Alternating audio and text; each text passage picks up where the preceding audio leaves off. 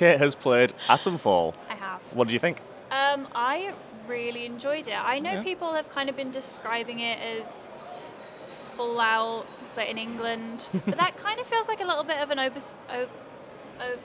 Disservice? Overstatement? oversimplification. Oversimplification. It is too late in the day to say oversimplification.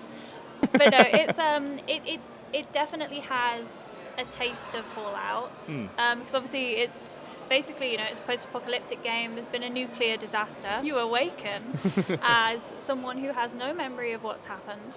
And you kind of, the part of the game that I played, you're kind of dropped in, so I presume it's very near the start, and you're kind of exploring and trying to figure out exactly what has gone on. But here, quarantine zones, which are, where kind of humanity has survived, are not even like quintessentially British. They're like over the top British. Like, there are meeting houses that are like tea shops, and there are like post boxes everywhere, telephone boxes everywhere, like little cupcakes everywhere. It's very British, but it's not a stereotype, because they use it to create such an absurd world that it feels really fun.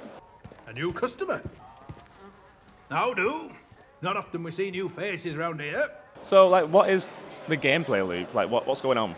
So in the segment that I played, I met a guy strumming a guitar, and I was like, where shall I go? And he gave me a lead that kind of like led me down to a quarantine zone, which I believe was called Wyndham Village. Okay. To get to Wyndham, I had to kind of go through a hostile area, and the Gamescom show floor. not quite. And the enemies are kind of like bandits, robbers, escaped prisoners. Like, they're very amusing. So like, even when you're fighting them, like it's not intense or scary or anything, but that doesn't mean that it's easy. Like, I died once. Just once. I thought you were going to say several times. Just you picked once. that up. No, just once. Just once. I hadn't figured out where the weapon was yet. But then I got to the village and kind of started talking to NPCs, and they gave me leads. I only spent around 20 minutes with the game, so I didn't get to see as much of the world as I would have liked. But I can just tell that the lore is going to be really interesting. Okay. Like, is it a bigger experience as something like Fallout, or is it a smaller game? So the developers described it as being a little bit more like Fallout New Vegas. Okay. If you are going to make a Fallout comparison, it's not a massive open world that, it takes hours and hours to actually get to something significant.